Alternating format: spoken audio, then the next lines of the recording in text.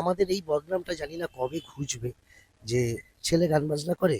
বাবা, তাহলে গান বাজনা করে মানেই তো নেশাখোর বা চরিত্রহীন, বা তার ইনকাম কম, বা তার কোনো স্টেবিলিটি নেই, বা সে এস্টাবলিশড নয়। এটা তো বরাবরই ছিল, আগেও ছিল, আজও ছিল, আগামী দিনেও থাকবে। মানুষের এই ধারণাটা আজও পাল্টায়নি, জানি না আগামী দিনে পাল্টাবে কিনা। যে কুমার শানু তোমার সুর করা লেখা গানে সে গেয়েছে এই সাহেবের, সেটা এই ব্র্যান্ডটা কি কাজে লাগে? না, অনেক অবশ্যই এটা ব্র্যান্ডটা কাজে লাগাচ্ছে ব্যাপার। অনেক জায়গায় সেই সম্মানটা পাওয়া যায়।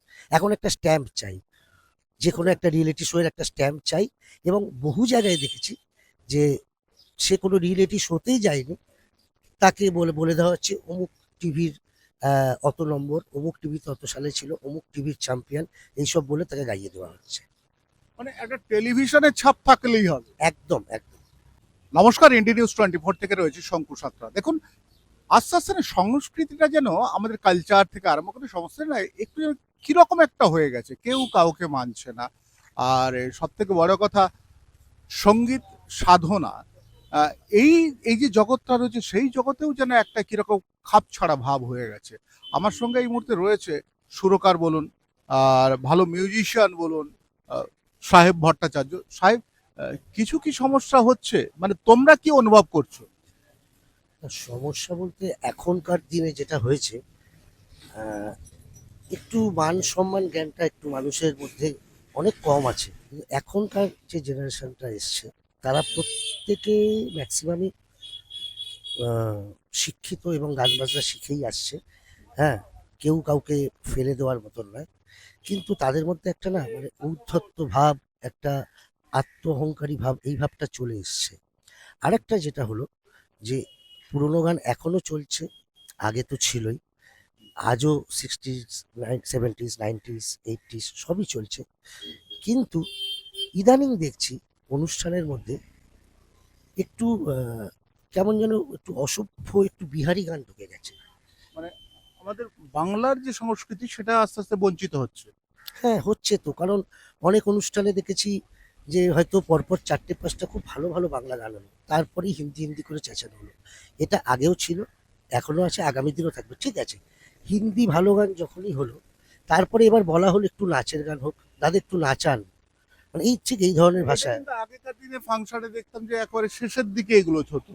হ্যাঁ, প্রথমে বাংলা গান দিয়ে শুরু, মেলোডি দিয়ে, তারপর মধ্যে একটু আধুনিক গান, তারপর কিশোর, রফি, এইসব গান টান হতো, তারপর শেষের দিকে চরুল গান হতো আর কি। হ্যাঁ, এখনো সেটা হয়। এবং এখনকার যারা শিল্পী, যারা আগেকার শিল্পী এখন কাজ করছেন, এবং এখনকার নতুন প্রজন্মের যারা শিল্পী, তারাও কিন্তু চায় একটু ভালো গান বাজনা করতে, ভালো গান শোনাতে। আমার নিজের অভিজ্ঞতা দিয়ে বলছি, বহু শিল্পী আমি দেখেছি যে তারা নিজেদের যে গানের লিস্টটা দেয়, যথেষ্ট ভালো ভালো গান তাতে থাকে, কিন্তু অনুষ্ঠানে গিয়ে গাইতে পারে না। ৩টে ৪টে গানের পরেই তারপরে বলা হয় যে আহ, একটু নাচিয়ে দিন, একটু নাচান। তারপরে কোথা থেকে হঠাৎ যেন মানে জানি না, হয়তো তাদের কাছে ভালো গান হতে পারে, আমাদের কাছে অনেক সময় বিশ্রীও লাগে, এবং মানে শ্রুতিমধুরও লাগে না, বিহারি গানের রিকোয়েস্ট আসে, এবং সেগুলো গাইতেই হবে। আর যদি না গাও? যদি না গাও মানে আহ, কখনো হ্যারাসমেন্ট হয়, কখনো ২ ৪টে মানে ব্যাড রিমার্কস পাসও করে তারা। অনেক সময় আহ, নামতে দেবো না, বা এই গানটা গাইতেই হবে, অমুক হবে তমুক হবে।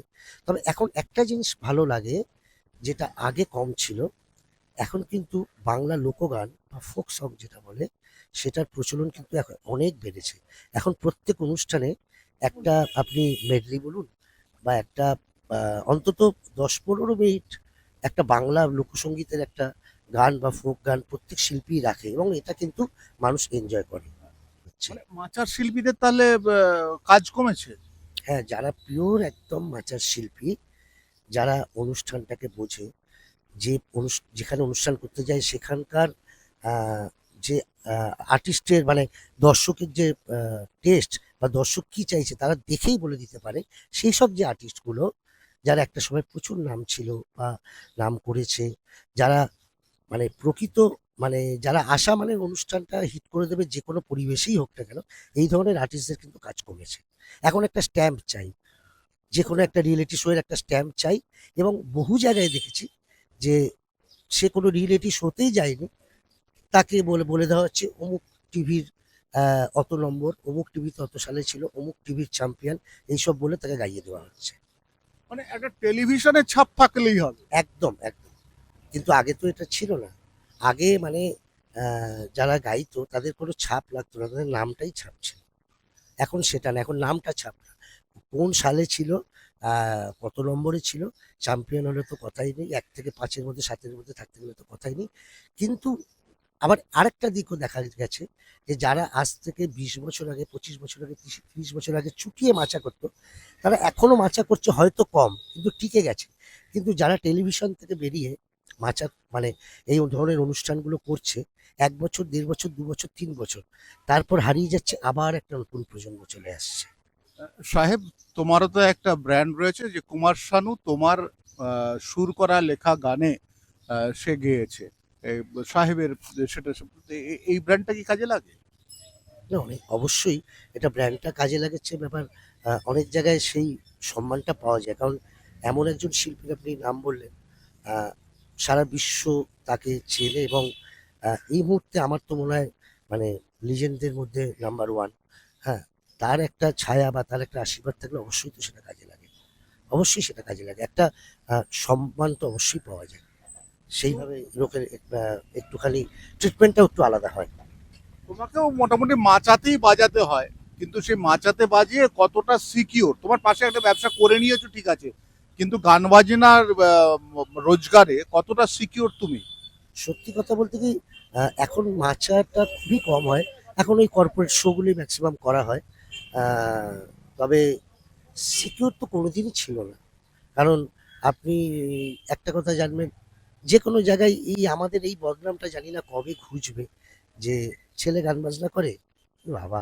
তাহলে গান বাজনা করে মানেই তো নেশাখোর বা চরিত্রহীন বা তার ইনকাম কম বা তার কোনো স্টেবিলিটি নেই বা সে এস্টাবলিশড নয়। এটা তো বরাবরই ছিল। আগেও ছিল, আজও ছিল, আগামী দিনেও থাকবে। মানুষের এই ধারণাটা আজও পাল্টায়নি। জানি না আগামী দিনে পাল্টাবে কিনা। যতক্ষণ না সে একটা মানে ফ্রেমে আসছে বা নাম করছে, তার পিছনে ৪ জন দৌড়াচ্ছে বা ৬ জন অটোগ্রাফ নিচ্ছে, ততক্ষণ তার কোনো স্বীকৃতি নেই। ততক্ষণ ওই আপনার ওই একটাই যে আপনি এস্টাবলিশড নন। ও ঠিক আছে, মানে এটা বহু পরিবারে দেখেছি। বহু পরিবারে দেখেছি। ছেলে বা মেয়ে গান বাজনা করে, হ্যাঁ? তার মানে সে ঠিকঠাক নয় বা সে আ মানে ভদ্র হয়তো নয় বা হয়তো নেশা করে বা হয়তো তার চরিত্রের দোষ আছে। এগুলো তো এই স্ট্যাম্প থাকবেই। মানে এই একটা দুর্নাম হয়েই যায় না? হ্যাঁ, হ্যাঁ, হ্যাঁ। কারণ এই যে দুর্নামগুলো আমাদের আছে, এটা কিন্তু সমস্ত প্রফেশনে আমাদের থেকে বেশি আছে, এটা আমার মনে হয়। কিন্তু দুর্নামটা আমাদেরই বেশি। মানে আমাদের শিল্পী যারা, তাদেরই দুর্নাম বেশি। মোটামুটি এই একটা দুর্নামের কালি গায়ে মেখে মোটামুটি চালিয়ে দিল, সাহেবও চালিয়ে দিল, পঞ্চাশোর্ধ্ব হয়ে গেল এবং সবাই তো চালালো। একটু আগে একজনের সঙ্গে দেখা হয়েছিল, তিনিও গান বাজনা ছেড়েছেন, তার অনেক বয়স হয়ে গেছে। তবে জানেন তো, এই একটা পেশা, মানুষ মানে এটাকে ভোগ করে, আনন্দ করে, নাচে, কিন্তু এদেরকে অপমান করা আর এদেরকে সামাজিকভাবে সেই আর্থিক স্বীকৃতি কোনোদিন দেয়নি, যার ফলে কিন্তু এরা যেরকম পিছিয়ে থাকা তেমনি পিছিয়ে থাকলো। কিছুক্ষণের জন্য ঝলমলে একটা মঞ্চ, তারপর কিন্তু আবার সেই অন্ধকারটা জড়িয়ে ধরে এদের জীবনকে। আমি শঙ্কু রয়েছি আপনাদের সঙ্গে, ইন্ডিনিউজ 24, দেখতে থাকুন।